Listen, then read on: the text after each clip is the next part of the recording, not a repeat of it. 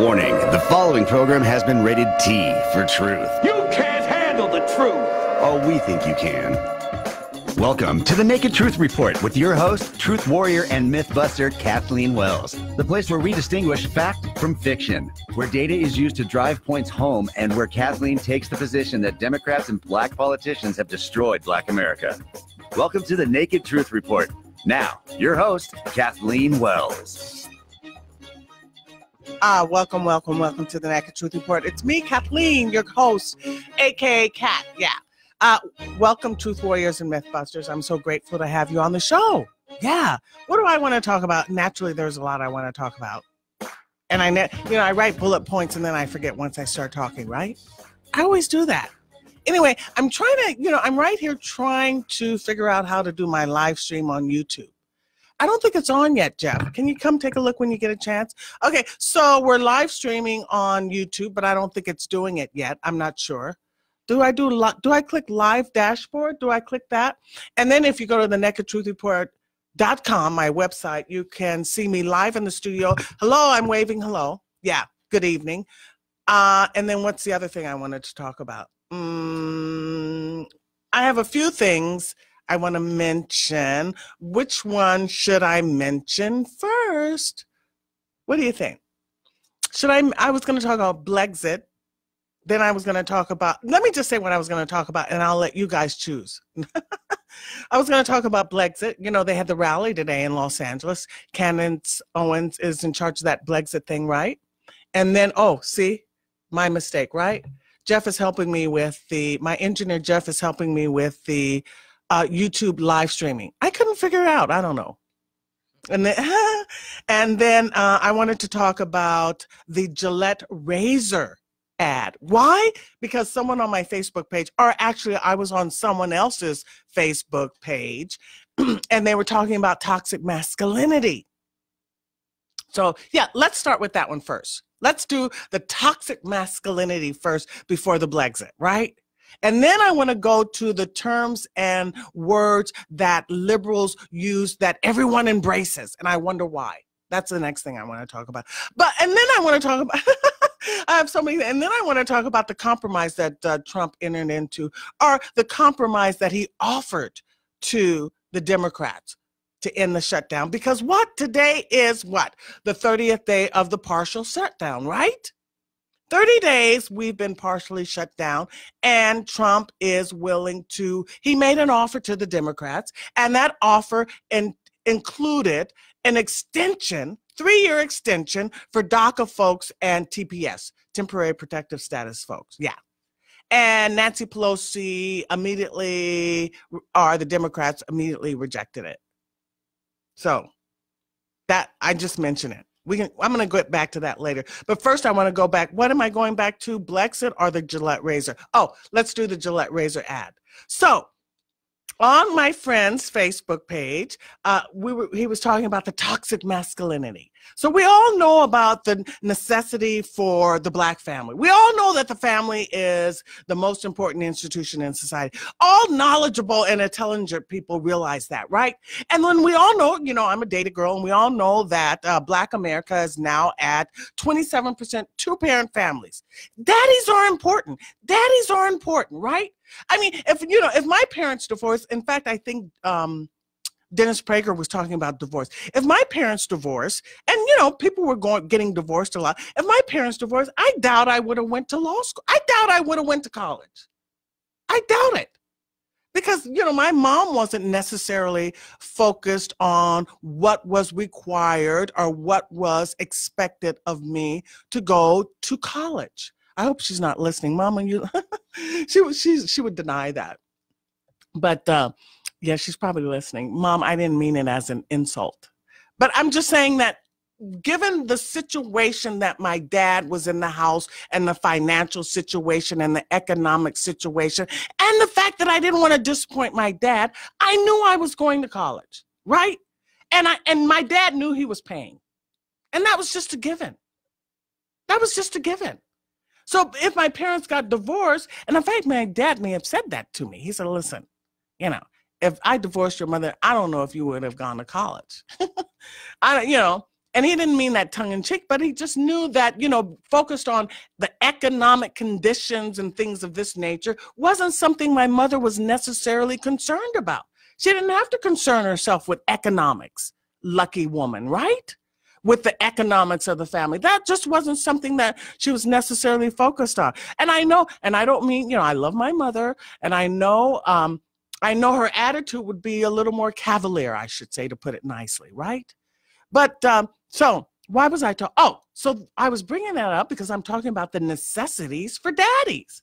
How having a father can make a difference in your life, in your future endeavors and experiences, can mold your life, having a father in your life. Yes.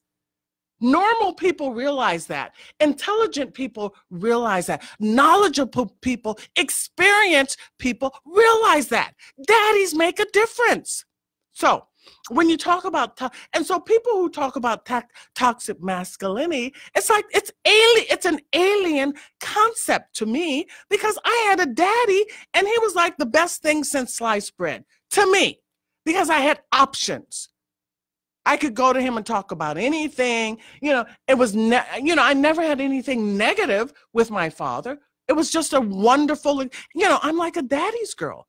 No slight on my mother, but, I am, so to speak.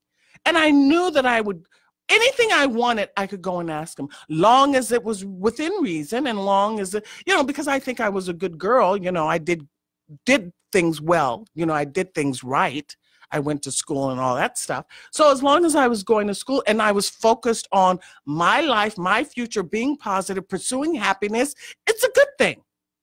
It's a good thing, right? So when you talk about toxic masculinity, that's like an alien concept to me, right? It's an alien concept to me. Masculinity is a good thing. Masculinity is a good thing. My father was a masculine man. He protected the family. I think that's a good thing. We knew, I never felt any insecurity in my family. I was never uncertain about anything. I never felt fear that something would, come down on the family and, whisk us away to some kind of bad circumstance. I never felt that. I felt protected in my family. I felt everything was kosher, everything was good, life was good. So therefore, I could pursue happiness. I could pursue my interests because everything was taken care of. There was no insecurity in my family ever. That's what daddies do. That's what daddies do. And so and that's like a masculine trait. As I said, my mother, women are more emotional, and this is the thing. I think men, the feminist movement has destroyed the Black family, no doubt about it, because we know the data, we know how many two-parent families we had in the 40s. And we know that the family is the most important institution in society, because look at society now without families. For all families, 50% have one parent, and look at society. Look at society. There's chaos, there's mess, there's discord, there's people are upset, they feel insecure, they aren't anchored to their family. There's, so anyway, when you say toxic masculinity, I just can't attack men like that. Yeah, I talk about today's men need to do X, Y, and Z. You need to be, more responsible, held accountable, more focused on being traditional. I believe in traditionalism. Men have been around for thousands of years. We've had thousands of years of civilization. And were men toxic then? Men are like the hunters and gatherers of society. We need that, right? Because I don't think I'm going out there hunting and gathering.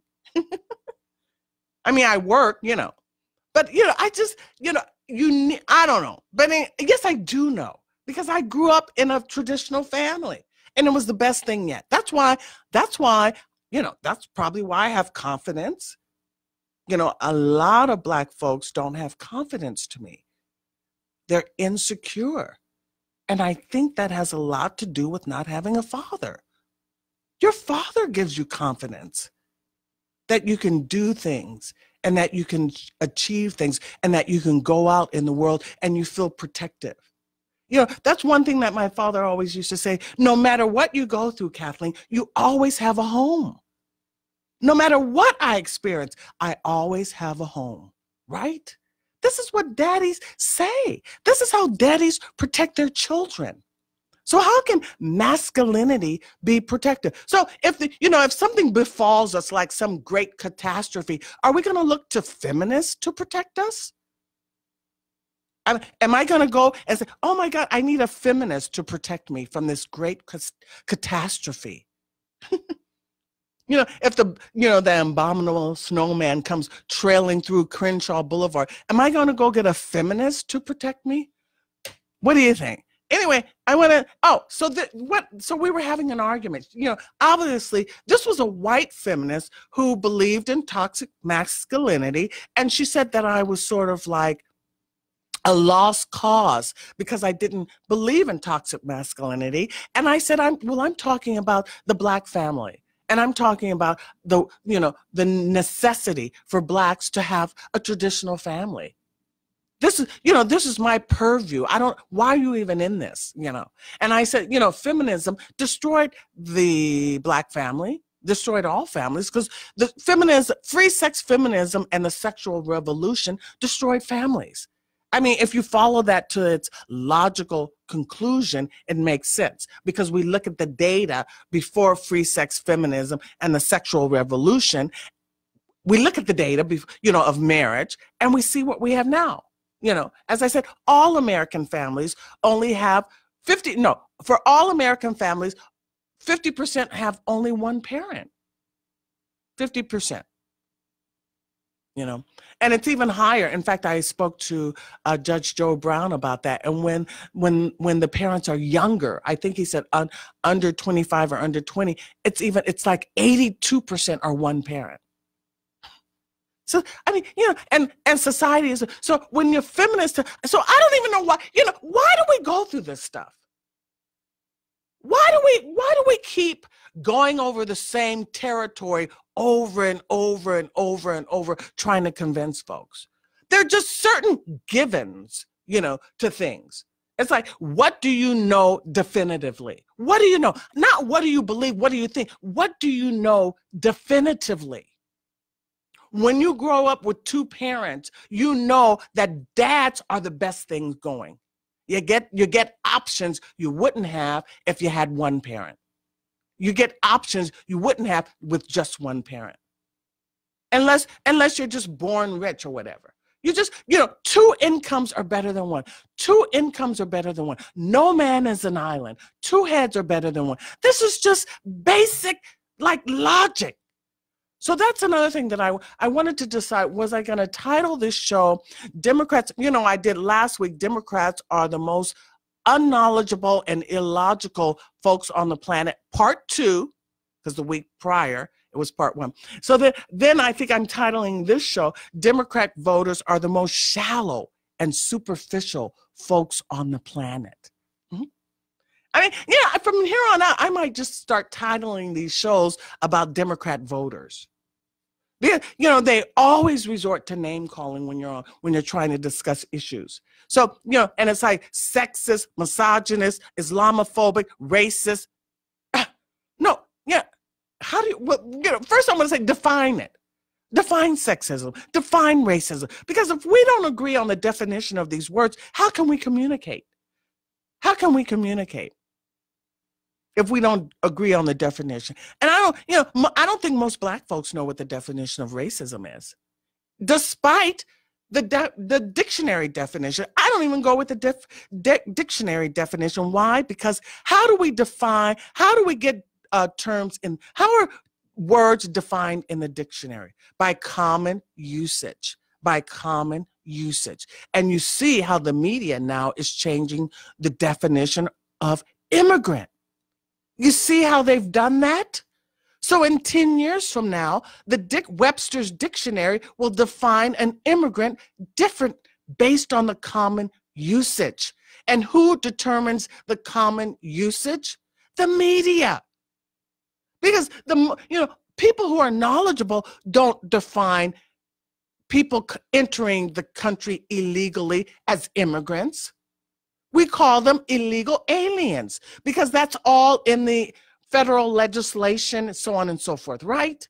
They're illegal aliens, but everyone in the media says they're undocumented workers or they're illegal immigrants. They're not immigrants because an immigrant isn't subject to deportation. So now in the dictionary, 10 years from now, they will have changed the definition of an immigrant.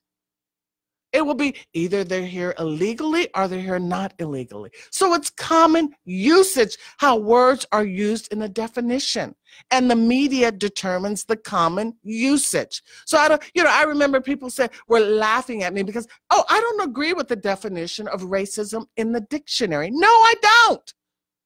Because the media has changed that definition.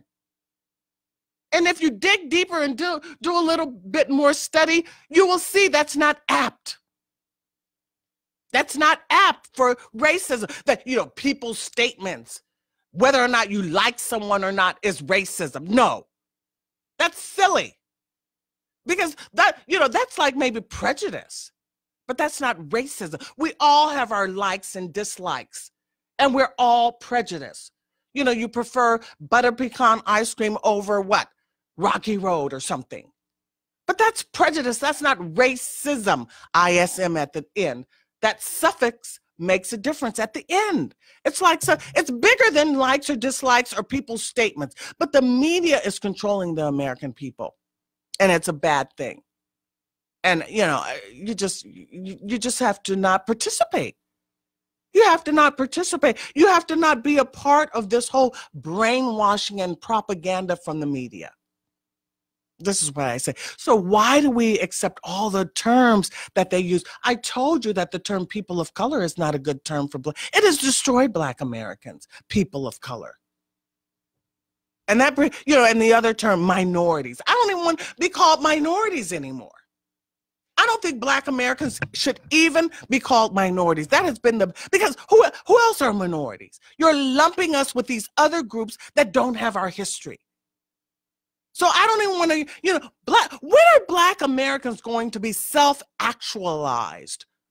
When are they going to be, when is that group of folks going to be their own people? Their own, we were probably more self-actualized during Jim Crow because we were sort of isolated, so to speak. But now that we're immersed with all these other groups, and that brings me back to Brexit.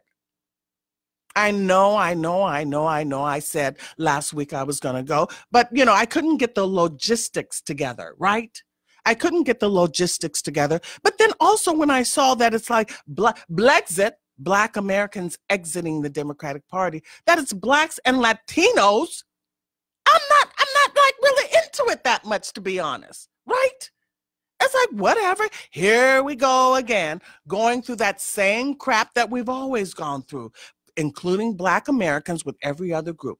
And history tells us when we do that, just like with affirmative action, just like knowing right after the Civil Rights Act in 1965, here comes the Immigration Act of 1965. And Blacks didn't, and that's another thing I want to say. Conservatives always, stop saying Black Americans. Stop saying Black Americans. Okay, if I stop saying Black Americans, stop saying Black Americans, and Black America is at zero median wealth by 2053, and we're not supposed to talk about it. Stop talking about Black Americans, and we only have 27% two-parent families, and we're not supposed to talk about it.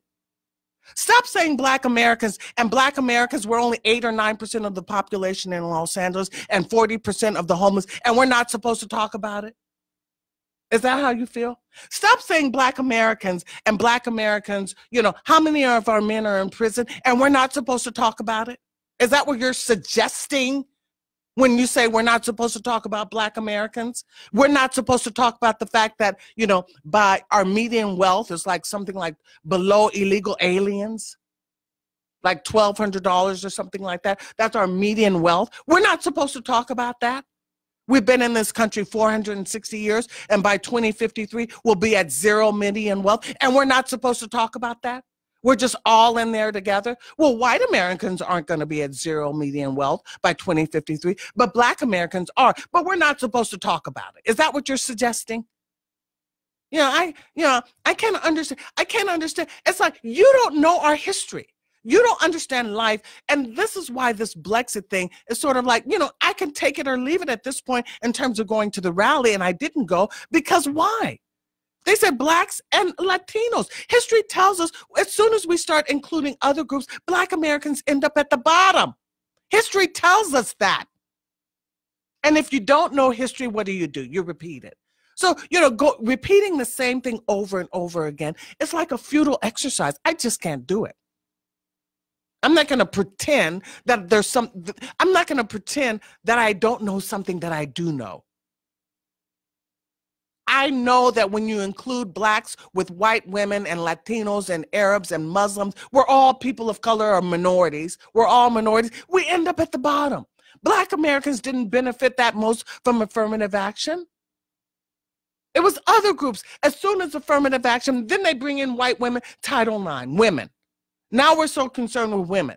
That's why when you see the 2020 race coming up, all the Democrats running, it's all these women running. Like and that's like something for us to be so focused on is that this, and I don't go with this identity politics. No, I don't go for it. I think the only identities that matter are Black Americans and white Americans. Those are the only two identities that matter in America.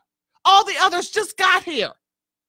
And what I think Black America and white America need to reconcile, and we were on our way to that reconciliation with the Civil Rights Act, but here comes the Immigration Act of 1965. We were on our way.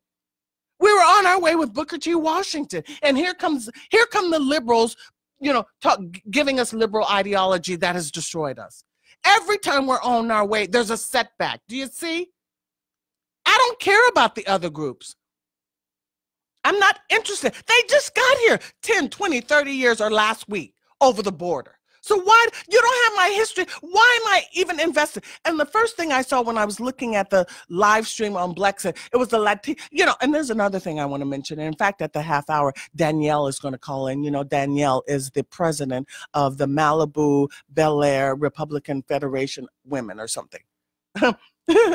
She's going to call in at the half hour if she's able to, because she attended Blexit, which was in downtown Los Angeles. And I was looking at the live stream, and it was like, 80%, 70% Latinos at the Black exiting the Democrat Party event.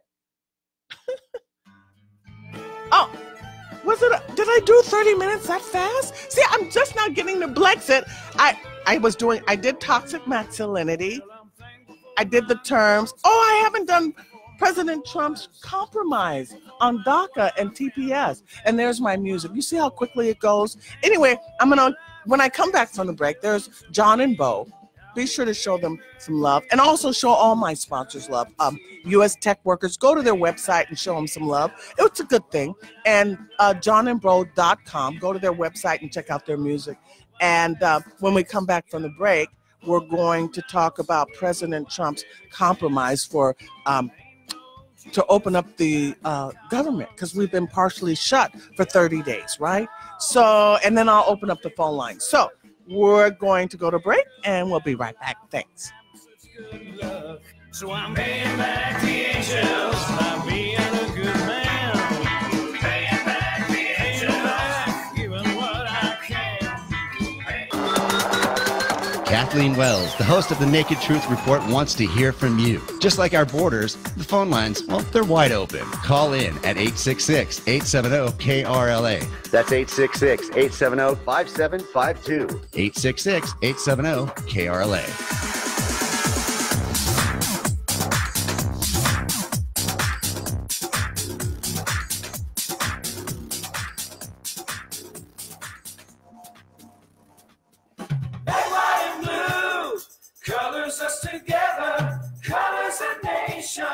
Bringing us home, red, white, and blue, keep us together, standing so tall, feeling so brave, so fly. Welcome back to the Naked Truth Report. That's John and Bo. Go check them out at johnandbo.com. They have an album coming out. They're a sponsor of the show, and I appreciate it because once I started live streaming on YouTube, I couldn't use copyrighted music. You guys know I like the copyrighted music. So that's johnandbo.com. Go check out their website. Also, check out ustechworkers.org and show them some love. They're one of my sponsors, and it would be great. I know there are tech workers out there that would like to support this organization, ustechworkers.org, and get involved. So let's get back to this issue about, another thing I want to mention is that last Saturday, I attended the National Association of Schools. So that was interesting. That was great. I enjoyed it very much going. It was informative. What I learned is how the academic institution, colleges and universities are just like off the deep end, so to speak. They're teaching these youngsters crazy stuff. And that, no wonder when they have because those Brexit folks are, I don't want to say, they're millennials. They're young. And say that they don't know the history. That once you start this Rainbow Coalition stuff, inclusion. In fact, I was listening to the live stream and there was a Latino guy say, yeah, Black and brown unity. When does that happen? First of all, brown folks are never like brown and Black unity. Never, never, never do they say brown and Black unity. They never say that. Ever, ever, ever. But we know, Jesse Jackson's Rainbow Coalition. And, I told you about when Mayor Tom Bradley was mayor, he had that Rainbow Coalition. Everybody's working at City Hall. As soon as Villaraigosa gets in, it's all Latinos. You can't find one Black construction worker in Los Angeles. So this is not reality. Human nature is this. Each group prefers their group. This is human nature. It's natural. It's human nature. The only folks that don't seem to get that is Black folks. They're all into this inclusion, Rainbow Coalition. We're all in this together. And excuse me, Ann Coulter said, no. Ann Coulter said that at the Brexit event, in fact. She said, we don't owe Latinos anything. It is Black folks who we've deprived through slavery and Black codes and sunset laws and meritorious manumission. And, now, it's Black Americans and the direct descendants of slaves that we've neglected, that we have subjugated for 200 years. Latinos just got here last night, okay? And in fact, there's Danielle, and she says she's just getting out of the event. So we're going to get an update from Danielle. Hi, Danielle. Hi there, how are you? I'm good. I was just talking about Brexit. So give us your update. I know, I was listening to it while I've been driving back. Yeah, and I don't want to be biased. You were actually at the event. I got this perception just from watching the live stream. So give us your take on it. Well, in all honesty, I thought it was a fantastic event. It was a lot of fun. And just the amount of people that were there and the support. Of course, Candace was the star of the show, but there was a wide cadre of people there. I'm not sure how it was streamed, if it was just from one vantage point or not, but they had, there was a wide range of people there. I did hear you mention on the show that, it sucks that it's, other people are kind of jumping on the bandwagon, but it was a really positive event. There were no issues. We didn't have any hecklers. And a lot of people walked away learning so much. I brought two friends of mine, and they were both just like blown away, and they wrote down all of the names and are like, oh my gosh, there's so many things I want to look up now in Google. One of my best friends who's actually Russian. I definitely have a lot of Russian collusion going on, but so she was blown away by learning so much about the history and just about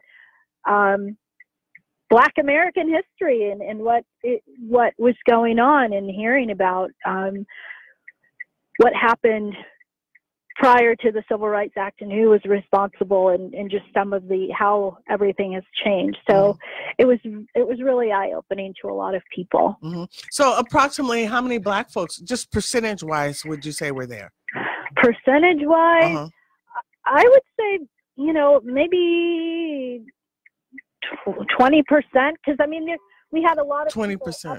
There are probably people upstairs on the other, on the balconies, because it was probably about 3 floors. So it was pretty crowded, to tell you the truth. There were a lot of people there in general, but a lot of young people that I've met, that I was able to meet there. So I would say maybe 20%. I'm not sure. There were a lot more there than I was expecting. Oh, but this is supposed to be a Black event. Blexit means Black exit. But I'm not going to rain on your parade. You had a good time. And I think it's a good thing that we have a good time. I think it's a good thing that we are the world and kumbaya. I mean, I think that's fantastic.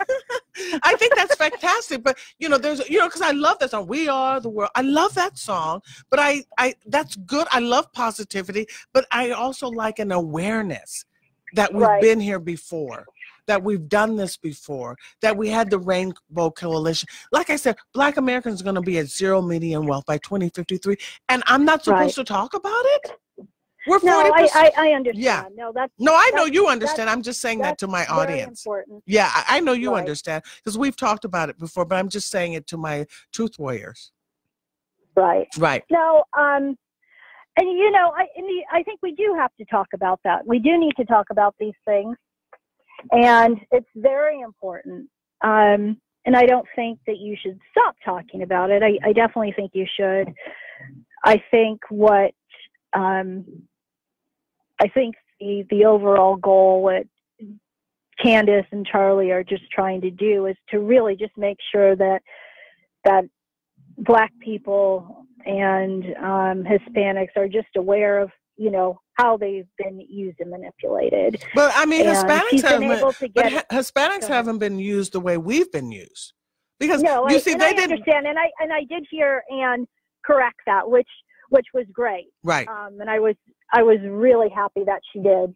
Right. That she did address that. Okay. So yeah. That was helpful.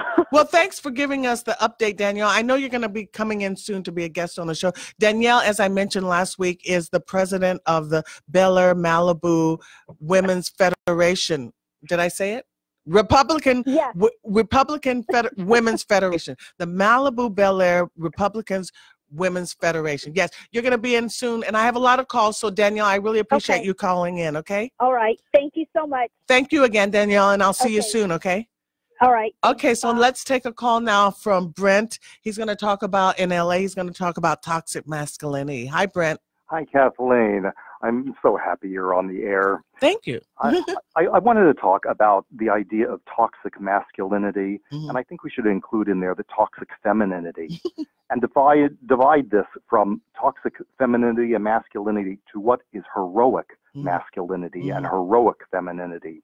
Because the left is always playing with words. Yes. And we have to always be catching them on their misuse and their deception in language. Yes. And I think so. I had some examples of what I thought toxic masculinity might be all about. How about the pro-infanticide marchers and the Planned Predatorhood movement?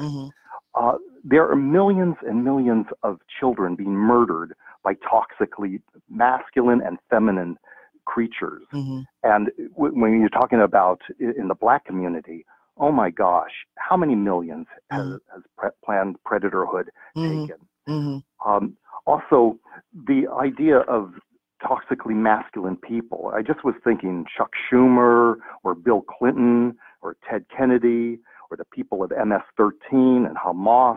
And how about Dr. Glasnell, which nobody seems to want to talk about, or Harvey Weinstein? I don't even like the term putting toxic in front of masculinity. Masculinity is a good thing. You're absolutely right. So why do you have to have a qualifier in front of it? Masculinity is a good thing. Well, if you want to say there's bad men and there's good men, and when they're bad men, when there was traditional relationships and traditional femininity, bad men, good men took care of bad men. Yes. Protected women from bad men. But we have to do combat with their language. If they want to play with language, then we'll throw it right back in their face. Right.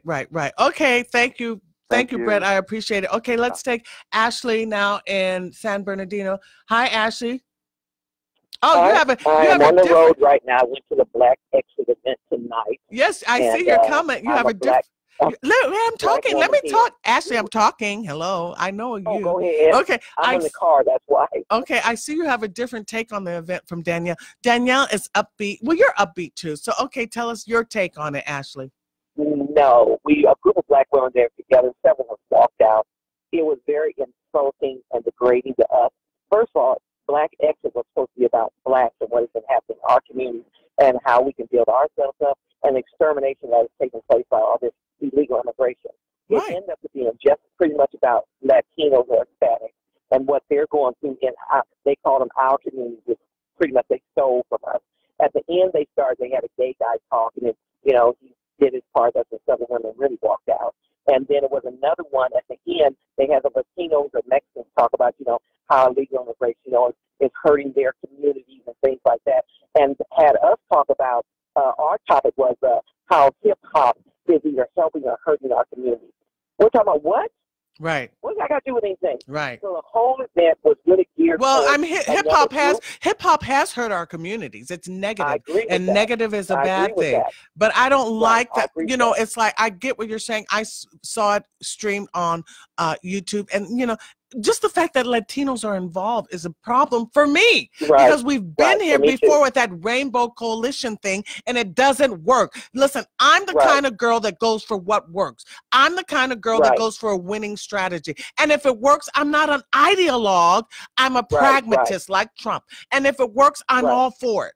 It does not work. There's no black and brown unity. Newsflash. No. There is none because you've pushed us out of our neighborhoods, Watts, Compton, and Inglewood. Okay, so I'm not going for it, period. That's the end of the story. And black folks have to have more standards and be more self-actualized and be your own people and stop trying to satisfy other people. I don't owe anyone anything. My family has been here since the 1700s. I owe you nothing. Okay? Black people are too insecure having to feel a need. They're too insecure having to feel a need to make other people happy. Right. And a lot of these people attach ourselves to our civil rights, and soon they suck the life out of us and steal our civil rights, and they're on to something else. And my thing, I went to hear what they had said the whole time, and see what they had said about black. It was supposed to be initially Black Exit. It is Blackxit. That's why it's called Blackxit. It's supposed to be black, but they said they've made the L Latino now. Supposed to be black. Latino, no, I think they have Lex. They changed it too. Oh, then I'm not interested. I'm not interested. I'm not interested. Right. I don't. We've been there before. Right. So I didn't go think. Yes, right. No. So I didn't see you there. And like I said, if we were 5%, there was a handful of us there. But like I had black women by me, and we decided we're going to do, because it's really going to have to come from us too, or from our black brothers. There were a lot of us there, that the ones that were there. We were like 50 to 60 years old, some even 70, whatever. We just like, we've had enough of our kids dying like on the street. Nobody's taking our lives and our extinction seriously. And so we changed numbers, and we're going to get together, and we're going to start our own, we can do, try to save our own community. Right. Well, you have to save your own community. You have to, right. You have to say, okay, Ashley, thank you for calling in. Now I want to talk to Linda. She's, I want to mention this before I bring Linda on. She wants to talk about the outrage over Trump. We're all outraged over Trump's compromise, but he gave the DACA folks and TPS folks a 3-year extension, but I don't think he's gonna. I think that was just a ploy on his part. I don't know for sure. Okay, hi Linda, give us your take on it. Yes, Kathleen, I take the Ann Coulter approach on this, and calling Trump Jeb Bush on this. 3-year temporary protection. I don't believe it's going to be 3-year temporary. I think somehow it's going to be made permanent. Mm-hmm. I really do. Mm-hmm. And I call DACA caca. Mm-hmm. And he could find something else, for the border to make some kind of deal with. Mm. Not caca. I'm going to call it caca. Well, I mean, they rejected it, so that's that, right? And let me tell you, if DACA becomes a reality, Garcetti will be the next president. Oh, God. Well, let me tell you, they rejected it. So that's the good news, right? Well, then Trump better, sign some emergency powers or executive order to just put the border wall up. No DACA. Well, I think I think it was a ploy on his part, actually. I think he knew they were rejected. And in fact, Nancy Pelosi says that she would take a ban on gun control, ban on guns to get it. Or maybe that was just a joke, but I saw it on Facebook. But he's going to reject it. Okay, Linda? So we're okay. But I hear what you're saying. I agree with you. No compromise. Because it's been 5 decades. These so-called dreamers have sucked up all the Medicaid, Medi-Cal. They've taken up they took up all the oxygen out of the room in Brexit. They take all, and that's why I said they'd be they're the majority people, so they take up all the oxygen in the room. I don't care about, you have your own groups, okay? Stay there. Stay in your area. We need to take care of Black Americans. Danielle is nice, and she said there was 20%. I'm thinking maybe less, but, we are the world does not work. But it's a good idea. It's a good notion. But, they're not going to go for the DACA, Linda. Well, also, these so-called dreamers, they're the ones that got free college tuition, and that's why every American college kid's tuition has gone up, and they're in debt. Right. I agree, Linda. Okay, I'm going to take a call. Now, thank you, Linda, for calling into the Naked Truth Report. I can always count on you to do that. Okay, Keith, I know you want to give us your 2 cents, right? Well, yeah, I guess it is maybe 1 cent because it's hardly regarded. The thing, nobody's really, I won't say nobody, because I did talk to some people there, and I even talked to the lady that you had just talked to, the president of Danielle, Yeah, Danielle, she agreed with me when I spoke to her personally. But here's my thing. I just say we need to seize the narrative. You talked about use of words. I like the way you described that. And, you and I don't always agree on everything, but I do agree with you on these things about the use of terms and words. We need to take back the American narrative. Well, no, I'm talking about Black Americans, because it's important that we're going to be 40% of the homeless, okay?